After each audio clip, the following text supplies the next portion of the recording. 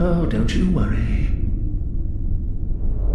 Whatever happens, you may think it all a mere bad dream.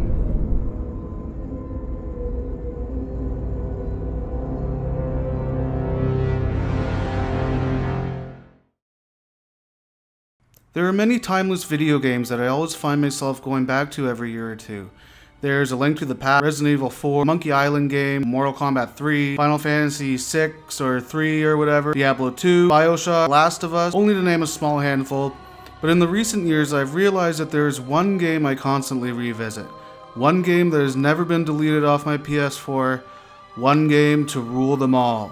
It should be no surprise, of course, what that game is, considering the title and thumbnail of this video, and that game would be Horse Racing 2016. No, I'm just kidding. Of course, yes, it is Bloodborne. I wanted to make this video because I'm interested in why, even after 5 years after release, Bloodborne is still very much thriving and talked about among its community today. And I'm interested in the lasting and engaging effect it had on its fanbase. I wanted to call this video a retrospective look on Bloodborne, but that would imply that I've stopped playing it, which technically I haven't. I tend to revisit Bloodborne every few months, and I would like to reflect on what makes this game so special, and for me, what makes it one of the best games of all time. There have been very few games since Bloodborne worth revisiting. Released in 2015, Hidetaka Miyazaki composed one of the most beautiful, masterful, and timeless video games ever created.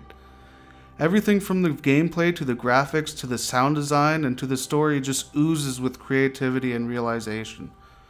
Bloodborne became an instant classic for me, and is the game from Software that got me hooked on the Soulsborne genre and made me a Soulsborne snob. Before Bloodborne, I had played Demon Souls and Dark Souls, but never beat them. Like many people, I didn't get it, didn't click, and I got frustrated with the difficulty without realizing that it was me that was lacking, not the game. You're pretty much put into these worlds with almost no knowledge or tips on how to survive. You get a few text boxes and a general idea of the direction of where to go, and that's it. Combat needs to almost be self-taught, and you will quickly realize that button mashing will not work. It's all about knowing your enemy's attack patterns and when not to dodge or attack. If you're careless, you will die very quickly.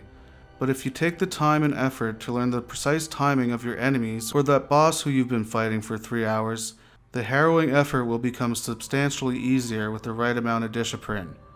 And the reward for victory is incredibly invigorating. And the sheer amount of depth through its subtle and somber narrative is incredible. Bloodborne will chip away at your sanity and torment you until you gain the confidence to delve further into the depths.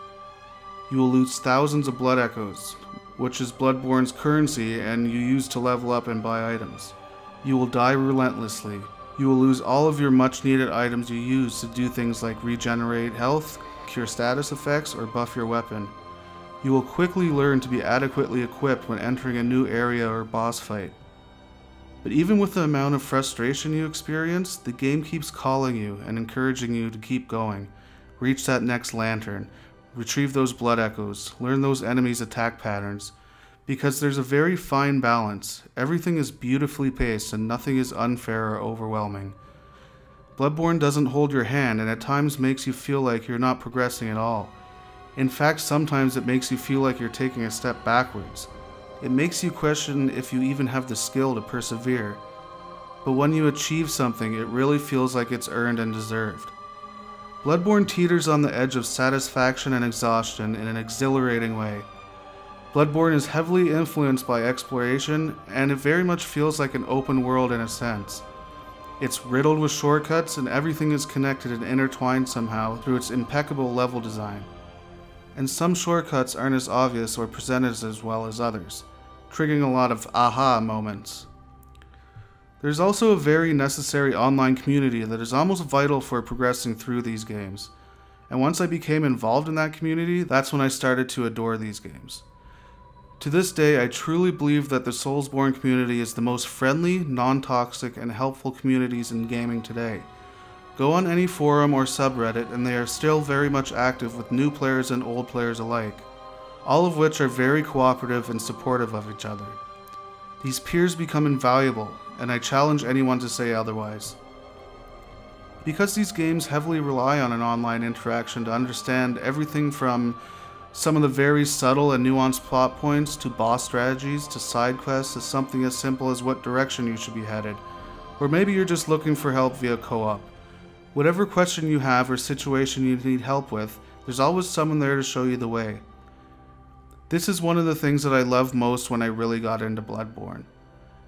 There are some things that the game plain and simple just doesn't tell you, like how that door only opens in Cathedral Ward only after you defeat the blood-starved beast, which is also an optional boss, or how you can only get to a specific area by purposely dying by the hands of a certain enemy in a certain spot. Or there might be a person hiding in their house whom you can only speak to through a window. Right from the beginning of the game, even though Bloodborne is very cryptic with its storytelling, leaving it seemingly incomprehensible, it still remains remarkably captivating and mysterious, and I love it. There are still unsettled arguments among fans regarding the lore, including blood administration versus insight, the old ones, the depths of Thumarith, and how the gods ascended to Yharnam, and there's a slew of great YouTube videos from fans racking their skulls for answers, challenging the thought of what Yharnam would have been like before the events of the hunt. But the truth is that most of the lore is very subtle, and unless they explain it in the ever so begged for Bloodborne 2, nobody will ever know. From the opening cinematics of the game, it is apparent that Bloodborne is clearly inspired by Lovecraftian folklore and obviously takes from Gothic Victorian imagery from the early to mid-1800s. The settings are very grim, ominous, dark, but most importantly, cool looking. With towering buildings, stylized weapons and clothes, Bloodborne never gets boring to look at. The monsters are horrific, abstract, and sometimes downright gross. They usually are covered with eyeballs, blood, and extremities. One of them uses as a placenta as a weapon, and throughout most of the game your character is typically soaked with blood, which gives off this slimy glaze effect. It's often pretty grotesque and completely adds to the deliberate nightmarish presentation of the game. Bloodborne is constantly captivating to look at. But Bloodborne is a different type of horror. There are many games that rely on cheap jump scares, but the horror in Bloodborne is comprised of the atmosphere and intoxicating dread. Bloodborne will torment you. You never know what could be around the next corner, and perseverance is always in question.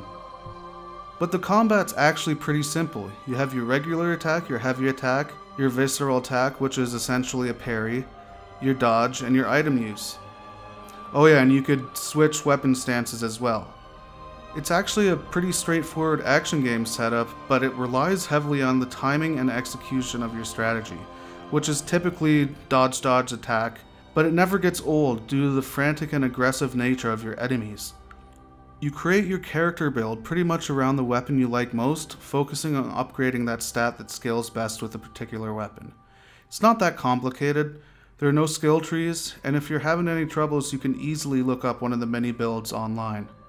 Although there are less weapons and build possibilities in Bloodborne rather than Dark Souls, the ones that you do get are very unique from each other and can transform. I very often come back to this game, probably 3 times a year since its release. And it's not always to play through the whole game. In fact, I think I've fully beaten the game maybe 3 times.